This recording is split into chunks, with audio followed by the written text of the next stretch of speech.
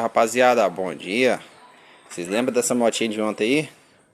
Que eu liguei ela, fez um barulhinho sinistro, barulhinho estranho.